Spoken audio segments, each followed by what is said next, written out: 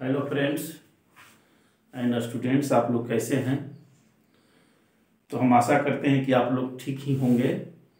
आज के क्लास में आप लोगों को इतना महत्वपूर्ण लेकर आया हूं जो हमारे मैट्रिक के जो विद्यार्थी मैट्रिक के परीक्षा इन साल दे रहे हैं उनके लिए, और जो हमारे कंपटीशन के विद्यार्थी तैयारी कर रहे हैं उनके लिए बहुत ही महत्वपूर्ण होने वाला है। अभी आप लोग जैसा कि टीचर की बहाली जानते हैं, बिहार सरकार टीचर की बहाली निकाला है, तो शिक्षक की बहाली में निश्चित रूप से इस चैप्टर से 2-3 क्वेश्चन निश्चित रूप से आएंगे। उसी तरह से जो मैट्रिक बोर्ड की परीक्षा है, मैट्रिक बोर्ड की परीक्षा में भी इस चैप्टर से यहां से 2-4 प्रश्न निश्चित रूप से आएंगे।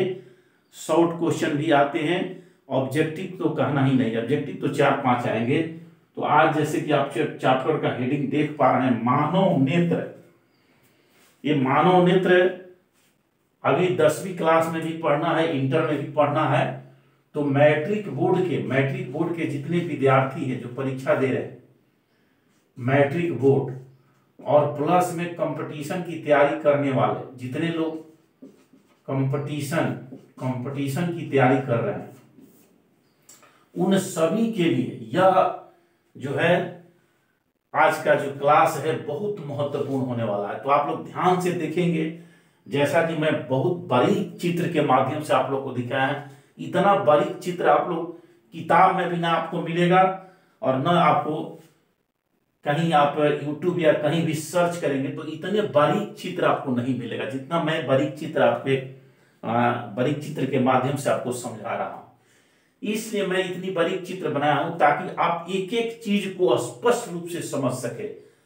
रटने की कोई जरूरत नहीं है, सिर्फ आप इस वीडियो को एक बार देख लीजिए और इस क्लास को देख लीजिए, बिल्कुल आप समझ जाएंगे कि मानव नेत्र क्या है। तो चलिए मैं देर न करते हुए आपको बताता हूं कि मानव नेत्र, मानव के 5 जो महत्वपूर्ण ज्ञानेंद्रिय है, जैसा कि आप जानते हैं, कान है, जीभ है, नाक है, आंख है, त्वचा है।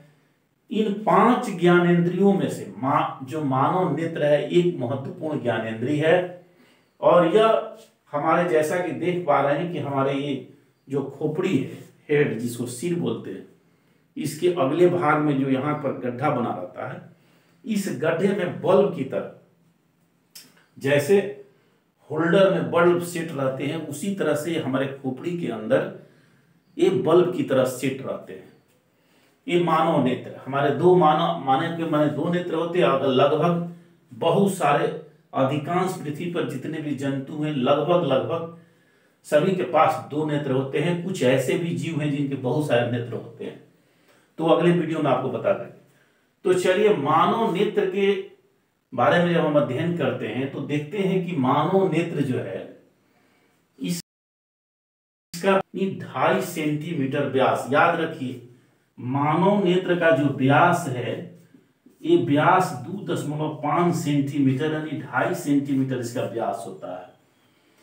अगर यहां से एक छोर से दूसरे छोर को मानव नेत्र को नापा जाए तो इसका व्यास 2.5 सेंटीमीटर होगा। अब मानव नेत्र जो है वह प्रकाश के सिद्धांत पढ़ता है, इसलिए हम कह सकते हैं कि मानव नेत्र एक प्रकाशीय यंत्र है या प्रकाशीय यंत्र की भांति कार्य करता है। यह फोटो कैमरा, जो फोटो कैमरा आप देखते हैं उसकी बनावट और नेत्र की बनावट समान होती है। फोटो कैमरा की तरह ही मानव नेत्र की बनावट होती है। तो मानव नेत्र जो है एक प्रकार के हमारे प्रकाशीय यंत्र, जीवित प्रकाशीय यंत्र हो गया, सजीव। अब इसकी बनावट देखते हैं कि लगभग गोलाकार है। इसके जैसे कि हम सभी की आंख में देखते हैं, आगे वाला पोर्शन उभरा रहता है। मैं बहुत सारा क्वेश्चन इस पर बताने वाला हूं और इसके बाद आप लोग को इस पर 60 गो ऑब्जेक्टिव लेकर आ रहा हूं। इससे एक भी फालतू आपके, चाहे मैट्रिक बोर्ड की परीक्षा हो चाहे आपको कोई कंपटीशन हो, 60 गो ऑब्जेक्टिव देंगे। आप वीडियो देख लीजिएगा, उससे बाहर के कोई भी क्वेश्चन नहीं आएगा, आप लोग उसी में से आएगा। तो चलिए इस तरह से मानव नेत्र की मैंने बनावट को दिखा दिया है। आप देखते हैं कि मानव नेत्र का जो बाहरी परत है, आप देखिए यहां से ऐसे और यहां से ऐसे देखते हैं, ये सफेद दिखाई दे रहा है आपको। तो मानव नेत्र का सबसे बाहरी परत जो है यह सफेद है। इस सफेद परत को हम लोग कहते हैं श्वेत परत या श्वेत पटल भी कहते हैं, या इसको स्क्लेरोटिक कहते हैं। इसको स्क्लेरोटिक कहते हैं। याद रखिए कि मानव नेत्र का जो बाहरी भाग जो श्वेत दिखाई देता है, सफेद दिखाई देता है, इसको हम श्वेत पटल कहते हैं, श्वेत परत कहते हैं। इसके नीचे जो देख रहे हैं आप, एक भूरा काला एक दूसरी परत दिखाई देती है, पटल दिखाई देती है, जो भूरी रंग की है, काले रंग की है। इस काले रंग की परत को कहते हैं कोराइड। यह दूसरी परत है जो श्वेत परत के नीचे होती है। इसके बाद हम जब इस साइड में आते हैं तो यहाँ पर एक पर्दा के समान, ये नेत्र में ही यानी कोराइड में ही एक पर्दा के समान संरचना होती है। इस पर्दे पर जहां पर वस्तु का, हम लोग किसी वस्तु को देखते हैं तो उसका प्रतिबिंब आकर यहीं पर बनता है। तो जहां पर वस्तु का प्रतिबिंब बनता है, इस क्षेत्र को बारीक से देखिए, इस क्षेत्र को कहते हैं रेटिना। इसको हम लोग रेटिना बोलते हैं। इसी रेटिना पर किसी भी वस्तु का प्रतिबिंब वहां पर बनता है। अब इसमें रेटिना पर एक ऐसा बिंदु होता है जहां पर हम लोग किसी वस्तु को अगर देखते हैं तो कभी देखते हैं कि कोई वस्तु बिल्कुल स्पष्ट नजर आती है और कोई वस्तु बिल्कुल स्पष्ट नजर नहीं आती है। तो जब आपको कोई वस्तु स्पष्ट नजर आए, जब कोई अक्षर स्पष्ट नजर आए, तो उस स्थिति में जान लीजिए कि जो आपके नेत्र पर वस्तु का प्रतिबिंब बन रहा है वो कहाँ बन रहा है, पीत बिंदु पर। यानी रेटिना पर एक ऐसी बिंदु होती है जहां पर अगर वस्तु का प्रतिबिंब बने तो बिल्कुल स्पष्ट दिखाई देता है। इस बिंदु को हम कहते हैं पीत बिंदु। अब इसी रेटिना जो रेटिना एक तरह का पर्दा है, इसी रेटिना पर, अब रेटिना कोई कहे कि रेटिना किसे कहते हैं, तो मानव नेत्र का वह भाग जहां पर किसी वस्तु का प्रतिबिंब बनता है उसे रेटिना कहते हैं। याद रखिए, इसको कोई रटने की जरूरत नहीं। मानव नेत्र का वह भाग जहां पर वस्तु का प्रतिबिंब बनता है उसको रेटिना कहते हैं। इसके नीचे पीत बिंदु हो गया। अब अंध बिंदु, इसी रेटिना पर एक ऐसा बिंदु होता है जहां पर अगर हम वस्तु का प्रतिबिंब बने तो बिल्कुल दिखाई नहीं पड़ता है, इसलिए इस बिंदु का नाम है अंध बिंदु। अब हम नीचे आते हैं इसमें फिर, तो आप देखते हैं कि यहाँ पर जो है इस रेटिना से बहुत सारी पतली पतली नर्व्स निकली होती हैं, नाड़ियां निकली होती हैं, जिसका नाम है दृक् तंत्रिका। तो मानव नेत्र के रेटिना से बहुत सारी पतली पतली नसें निकली रहती हैं, नाड़ियां निकली रहती हैं, जिसका संबंध हमारे मस्तिष्क से होता है। किससे होता है? मस्तिष्क से। याद कर लीजिए, मस्तिष्क से होता है, मस्तिष्क से होता है। तो इस तरह से इसका संबंध हमारे मस्तिष्क से होता है। और यह जो भी यहाँ पर प्रतिबिंब बनता है उसकी सूचना यह दृक् तंत्रिका जो है सीधे मस्तिष्क को पहुंचा देती है। तो इस तरह से यह दृक् तंत्रिका जो है हमारे मस्तिष्क को सूचना पहुंचाने का कार्य करती है। इसके बाद आप देखते हैं कि नेत्र के जो पिछले भाग है, ये लेंस है, लेंस के जो पिछला भाग है इसमें बहुत सारा द्रव पदार्थ भरा रहता है। इस द्रव पदार्थ को कहते हैं कच्चाभ द्रव, या इसको विट्रियस ह्यूमर भी कहते हैं, इंग्लिश में विट्रियस ह्यूमर। याद रखिए, कच्चाभ द्रव इसको कहते हैं, कच्चाभ द्रव, या इसको विट्रियस ह्यूमर कहते हैं। इसका जो अपवर्तनांक होता है, याद कीजिए इसका अपवर्तनांक यहां लिख देते हैं 1.336 इसका अपवर्तनांक होता है। याद कर लीजिए, ये भी बताएंगे अपवर्तनांक, इसका अपवर्तनांक होता है, इस द्रव का जो भरा रहता है इसका अपवर्तनांक होता है 1.336। अब आगे बढ़ते हैं तो देखते हैं यहाँ आइए तो देखिए यहाँ पर ये मानव का नेत्र लेंस है, ये लेंस है।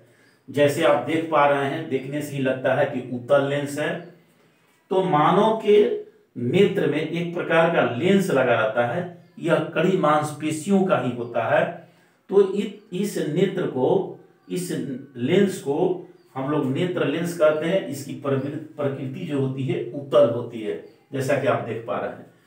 अब इसमें यहां पर आप देख रहे हैं कि लेंस को दोनों तरफ से कुछ मांसपेशियां होती हैं जो लेंस को दोनों तरफ से पकड़ी रहती है। देखिए यहां भी पकड़ी हुई है, यहां भी पकड़ी हुई है।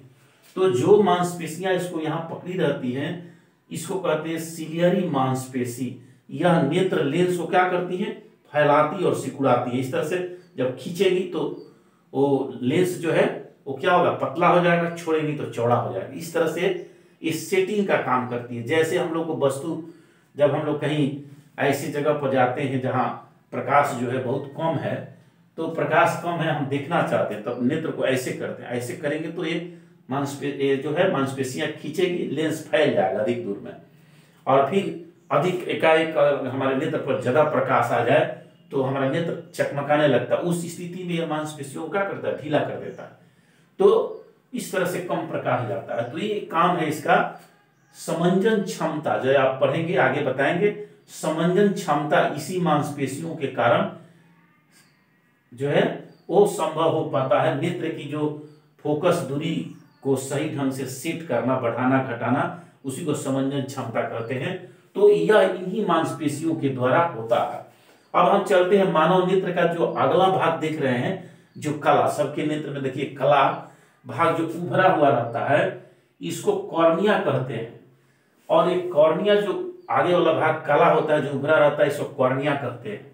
आप लोग सुने होंगे कि नेत्रदान, नेत्रदान में इसी कॉर्निया होता है, इसी कॉर्निया का दान होता है। अभी हाल में आप लोग कुछ दिन पहले एक मशहूर हीरोइन जिसका नाम है ऐश्वर्या राय बच्चन, उसने अपना नेत्र दान किया है। तो नेत्र दान में क्या होता है, पूरा जो नेत्र है इसका दान नहीं होता, सिर्फ एक कॉर्निया का ही दान होता है। किसी का नेत्र खराब भी हो जाता है तो ये सब ठीक रहता है, इस समय कोई दिक्कत नहीं है। सिर्फ ये जो है ये कॉर्निया को लगा दिया जाता है, उनका आंख ठीक हो जाता है। तो इस तरह से कॉर्निया हो गया। अब देख रहे हैं कि इस लेंस और कॉर्निया के बीच में भी एक द्रव भरा रहता है जिसको जलीय द्रव कहते हैं। इसका भी अपवर्तनांक 1.336 ही होता है। इसका भी अपवर्तनांक इतना ही होता है, याद रखिएगा। बहुत इंपॉर्टेंट क्वेश्चन बताएंगे, इसके बाद 60 को ऑब्जेक्टिव बताएंगे आप लोग को। तो इसके बाद यहां पर आप देख पा रहे हैं कि इधर से भी एक मांसपेशी निकलकर यहां तक आई है, इधर से भी एक मांसपेशी निकलकर यहां तक आई है। तो इस मांसपेशी को हम लोग कहते हैं आइरिस या परितारिका कहते हैं। इसमें देखिए बीच में एक छेद होता है। क्या करती है कि आइरिस जो है प्रकाश को नेत्र में जाने की क्रिया को नियंत्रित करती है। ये मांसपेशी जो है यहां से यहां तक, इसको परितारिका या आइरिस कहते हैं। इसमें एक छिद्र होता है, इसी छिद्र के माध्यम से होकर प्रकाश अंदर जाता है तो यहाँ पर वस्तु का प्रतिबिंब हमारे नेत्र पर बनता है। बना हुआ प्रतिबिंब उल्टा होता है, छोटा होता है और वास्तविक होता है, याद रखिएगा। तो इस तरह से ये लचकदार होता है। ये जो देख रहे हैं मांसपेशी यहाँ से यहाँ तक, ये लचकदार होती है। ये ऐसे ऐसे करके प्रकाश को नियंत्रित करती है। प्रकाश जितना जाना है उतना ही उसको अंदर में जाने देती है। तो इसको कहते हैं परितारिका आइरिस, यानी प्रकाश को अंदर जाने के लिए कौन नियंत्रित करता है, आइरिस। इसके बाद आप जो नेत्र देख रहे हैं यहाँ पर, तो ये आप बताइए कि नेत्र लेंस, यानी इसमें नेत्र में मांसपेशियों का बना एक जो है लेंस होता है, उत्तल लेंस होता है, जिसे नेत्र लेंस कहते हैं। और इस परितारिका में एक छिद्र होता है। देखिए यहाँ छिद्र है, आपको स्पष्ट दिखाई देगा। इस छिद्र के माध्यम से प्रकाश अंदर जाता है। इस छिद्र को पुतली कहते हैं या नेत्र तारा कहते हैं। तो इस तरह से आप लोग को नेत्र जो है हमारी बहुत जटिल भी नहीं कह सकता है, लेकिन बहुत साधारण भी रचना नहीं है। तो इस तरह से हमारे मानव नेत्र में सारे पॉइंट्स है और इस पर बहुत सारे प्रश्न आपको प्रोडक्ट होते हैं इससे। तो मैं इससे 60 को आपको प्रश्न, इस पर 60 प्रश्न बताऊंगा। अगले वीडियो में आप देख लीजिएगा। और इससे अधिक, 60 से अधिक ना आपको कोई कंपटीशन किसी भी ना, या मैट्रिक बोर्ड की परीक्षा है तो इससे 60 से अधिक क्वेश्चन नहीं है, उसी में से सारा आ जाएगा। तो आज जानकारी दिए मानव नेत्र के। अगले वीडियो में आप लोग ध्यान दीजिएगा, अगले वीडियो में 60 प्रश्न इस पर बताने वाले हैं। निश्चित रूप से आप उस वीडियो को देखिएगा, सारा ऑब्जेक्टिव कंप्लीट हो जाएगा, चाहे किसी भी कंपटीशन में आने वाला क्वेश्चन हो, चाहे आप लोग को मैट्रिक बोर्ड में। चलिए बहुत बहुत धन्यवाद, फिर मिलते हैं अगले क्लास में।